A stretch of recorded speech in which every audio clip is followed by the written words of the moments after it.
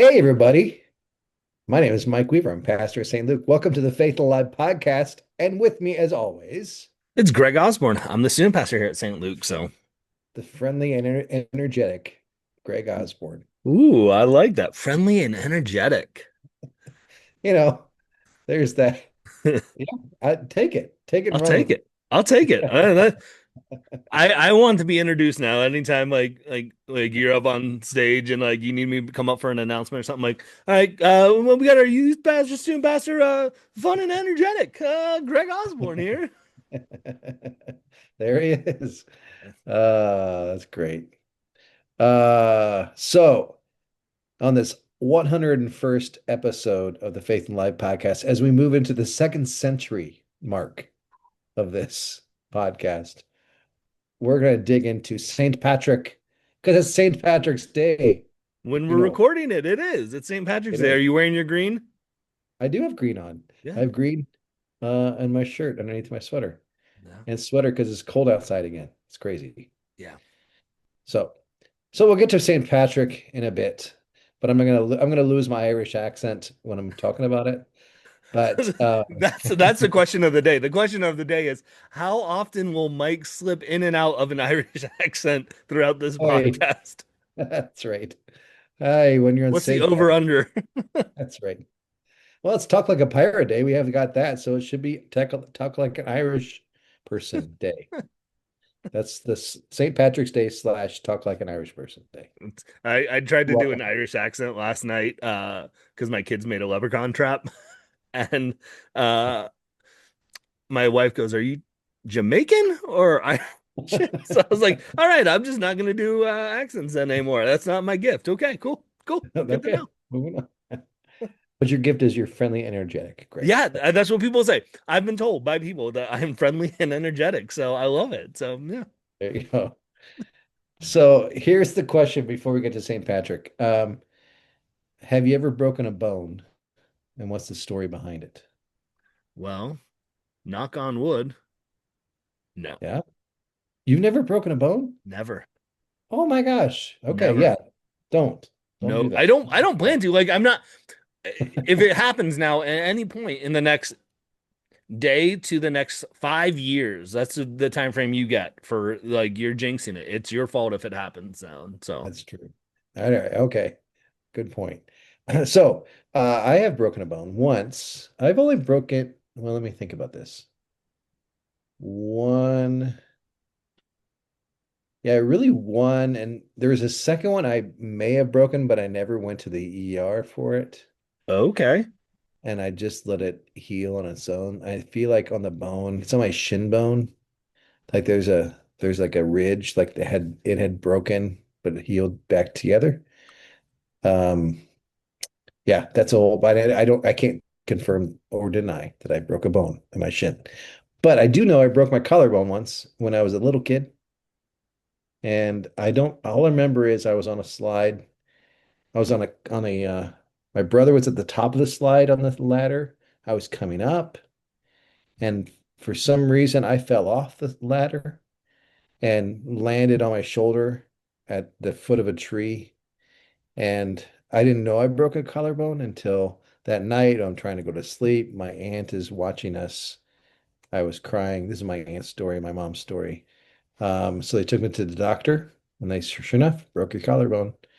And yeah, to this very day, I blame my brother for As you breaking should. the As you bone. should. And the story is he's pushed me off the ladder. And I keep telling him that over and over and over these last many decades. Remember He that time keeps you pushed denying me? it. He does not accept the fact that he did so.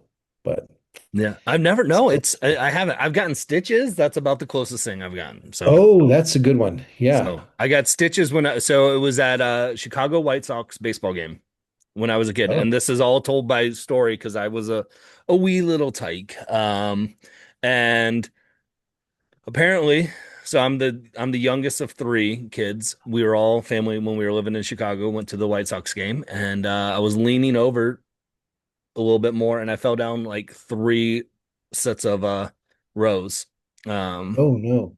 and cracked my head open on my chin. So you can, if you got rid of the beard, you could still actually see a little scar there.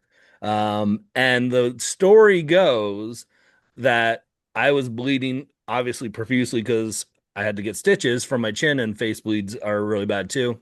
So my mom's taking me to the ER at the stadium, and she's calm as a cucumber. So the doctor's like, "Oh, this isn't your first kid, right?" She's like, "No." And then the White Sox got a home run, and she was mad that I made her miss a home run because she had to be in the ER at the baseball stadium with me, and she missed the home run. So that's how she tells it. Oh, Greg, home run, and here we are stuck in the doctor's office at Yeah. So Comiskey how Park. you blame your brother for pushing you down the Yes. slide. My mom blames me for making her miss a home run of a meaningless baseball game because I love it. I was too curious and I had to see what was up or something and fell down a couple Oh, rows. And wow, that's great. At least you have to leave the game. At uh, least that didn't happen. So that's, go you back to your know, seats. but I'd say take it with a grain of salt because my mom loves to tell her stories. So, like we all do. Yep, I'll have to ask her one day about Yeah. that story. All right, I wonder if St. Patrick ever broke a bone or had stitches. Well, maybe that not his century. He lived in the 5th century. They think he was born in the mid 400s in England, and was he was at 16 years old taken in to be a slave by some Celtic tribes in Ireland. That's how he ended up in Ireland. Then he eventually had a dream about escaping, and he did escape, went back to Britain, and reunited with his family after I don't know how long. And then when he was in Britain, he had this, I don't know if it's a dream or this premonition or something. Something happened. The Lord said it and called him to go back to Ireland Mm, to evangelize mm, these Celtic tribes, the same people that had enslaved him. that's And he put it off for a while. It says that because he didn't feel qualified to do so, he um, he wasn't as educated maybe as he thought he should, and so on and so forth. It didn't various and sundry excuses, but eventually he relented, went back, and here it is, all these centuries later.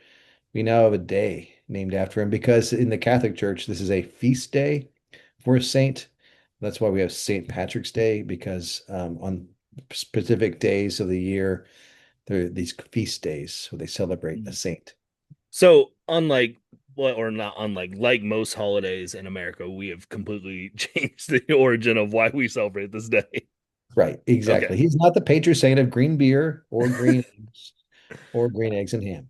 And Nothing he like probably, I don't know, but all I do know is I do have a corned beef cooking upstairs while we're having this discussion. So, Oh, that's amazing. I would love it. Yeah, I love corned beef. And we're having Irish stew tonight. So, I see, mean, this is what we do.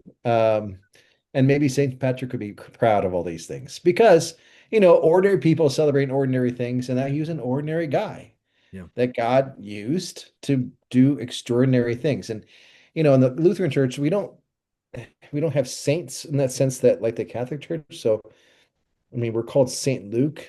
Um, and we might call him Saint Patrick, but we might say Saint Gregory, Saint Michael, Saint. We're all saints at that point. So yeah. we don't have a specific group of people we call saints in the Lutheran Church because Christ makes us saints in our baptism.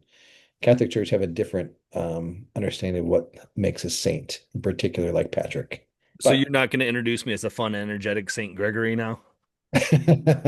I could, I might do now, Greg. I mean, so, I'll take it. Well, what I found interesting that I don't know a lot about Saint Patrick, but I think what's interesting is we can pull from elements of like what he did and who he was, and kind of like the reluctance to go share, because like not qualified, right?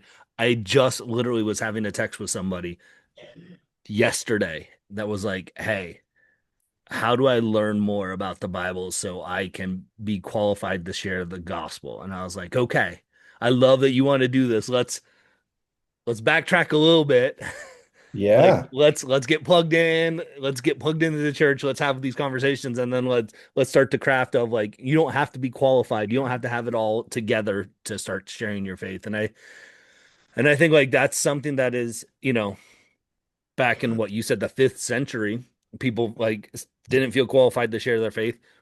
To now, still people are feeling like I have to be prepared. I have to have it all my ducks in a row before I can be able to share my faith because if I say A, they're going to retaliate with B, and then I have to come out with C, like, and it's all this like, Yep. it's like, man, no, you are qualified and you're qualified to just have a conversation about what your faith is to you because nobody can dispute what it means to you. And you can have that dialogue and stuff like that. So I think I like when you said that, I was like, man, that's so interesting how it was so prevalent in that day and age and still is today.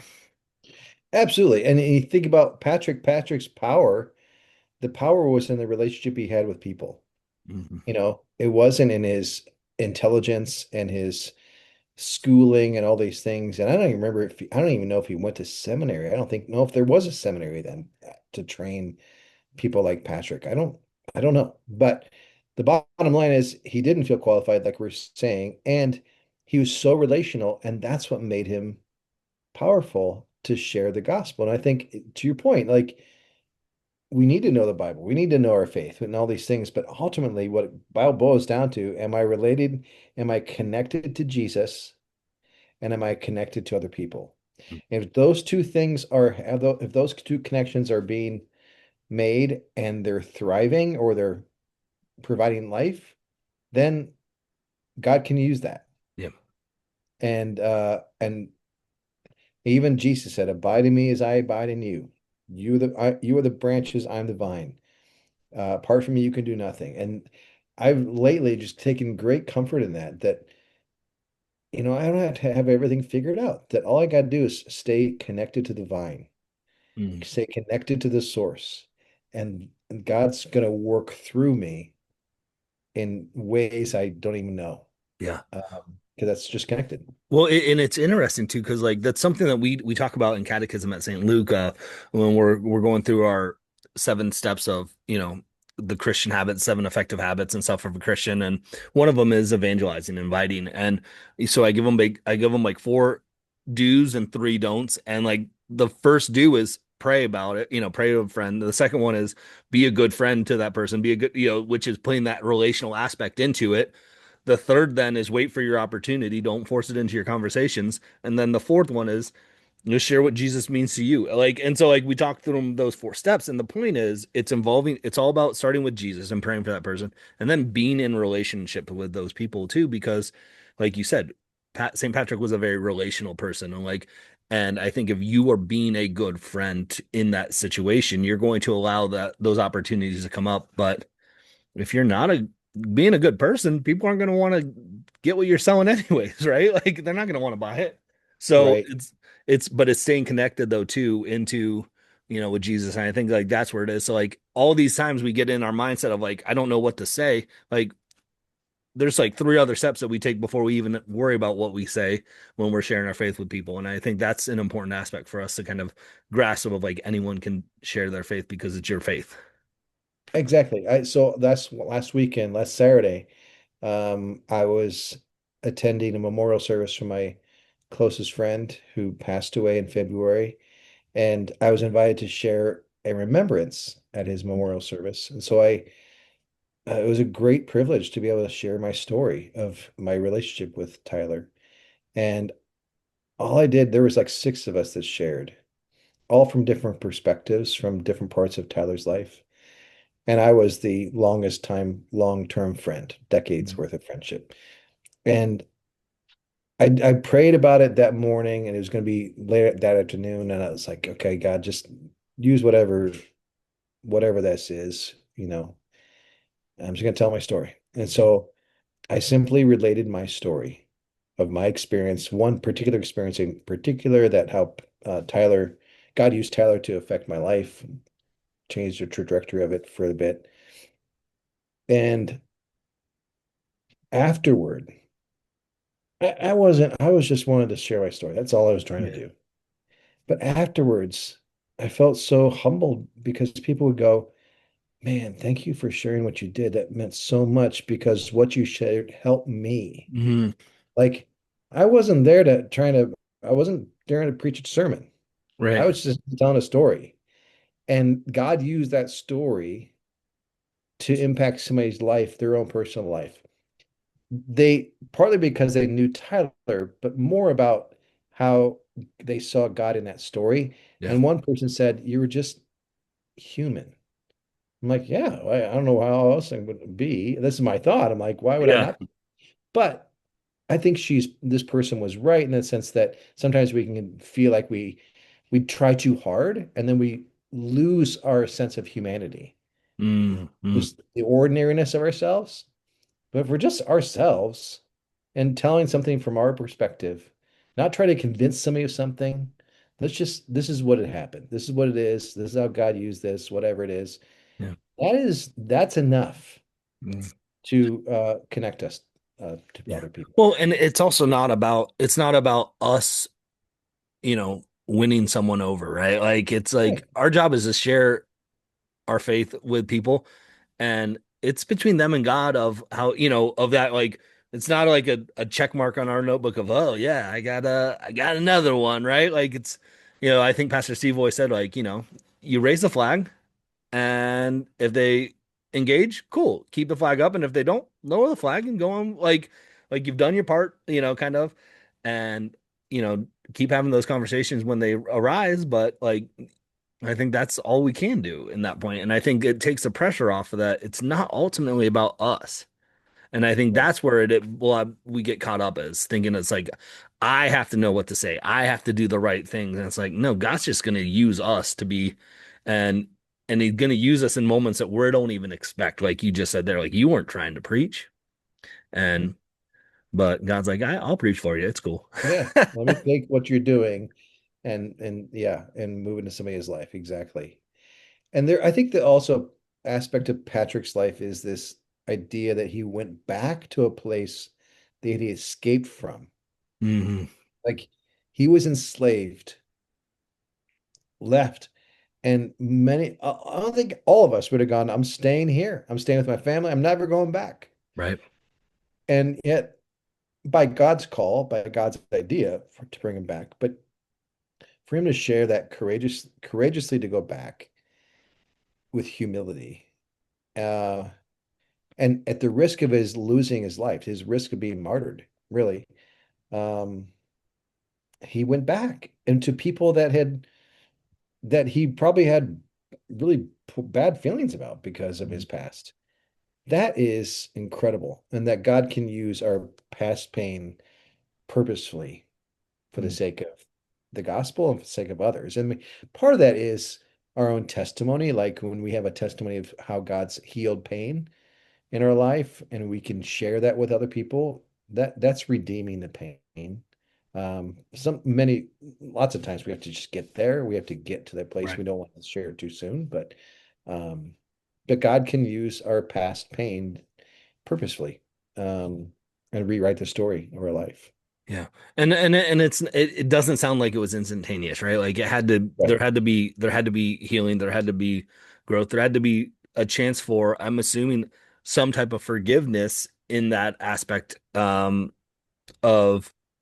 otherwise why are you going back, right? Unless like, and so I do feel like, but Matt, how powerful is that? Because when like you've wronged somebody and then they come to you and are like, hey, I care about you enough to do this. Like that's a perspective change. Like, okay, something's going on here, right?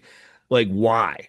Like it's, and like it happens in our lives. Like you've wronged, we've all wronged people, and then we have those moments of like, wait, why are you okay with I messed up big time, like, and like Yeah. how powerful that moment is in that feel, right?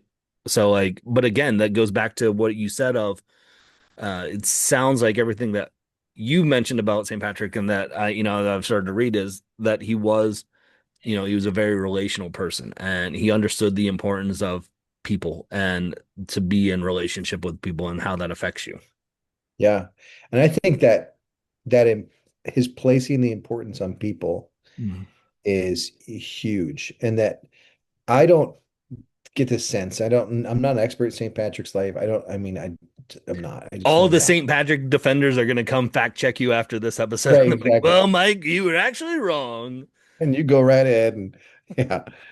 But I mean, I do know this that, well, I don't know this. What I'm going to say is, I bet Patrick didn't go back to Ireland to with this idea that I'm going to convert the entire masses of people. Mhm. He went there with the inkling that God wanted to use him in a particular way, and that it began one conversation and went to the next conversation. It was one at a time. And that one at a time became the addition, like one plus one plus one plus one. And maybe there's a minus in there that didn't work, and there's a blah, blah, blah, whatever. But ultimately, it started small and it became big. And I think that's a great lesson for us too. Like we can start just one person, Yeah. one friend, one family member. We're just going to tell our story to. If God invites that to happen, God can use the small things to make something bigger. That's all God at work. Yeah. Yeah. And I think I take great comfort in that as well. Um, that God can do way more we can ever ask or imagine, as the scriptures tell us. So that's St. Patrick. I will have my Irish too tonight with some friends and a pint of Guinness and maybe a wee bit of Jameson. Who knows? Yeah, we'll see. And I'll be enjoying my corned beef and cabbage. So. Corn on cabbage too. Oh yeah, well that gets put in the pot towards the end. I'm slow cooking this sucker for 9 hours, baby. Like it's gonna be so tender. Whoa. Yeah. Holy And then towards cow. the end, that's when I'm gonna put the cabbage in. So it still isn't because otherwise it'll be destroyed if I do it this early. So Yeah. oh, it's gonna be delicious. Yeah. So By the way, I mean, I have a little bit of Irish ancestry in me. I don't know, do you have any Irish in you? Any nah, Irish ancestry? I don't think so. I think I've like I think some Welsh. I don't know. I don't know anything. So Yeah. Well, I heard that there's 7 times the amount of Irish people with Irish ancestry in the United States than there is the entire Ireland right now. So America is the new Ireland in that way. So, all right, my friend. Thanks for listening, everybody, and appreciate the conversation today, as always.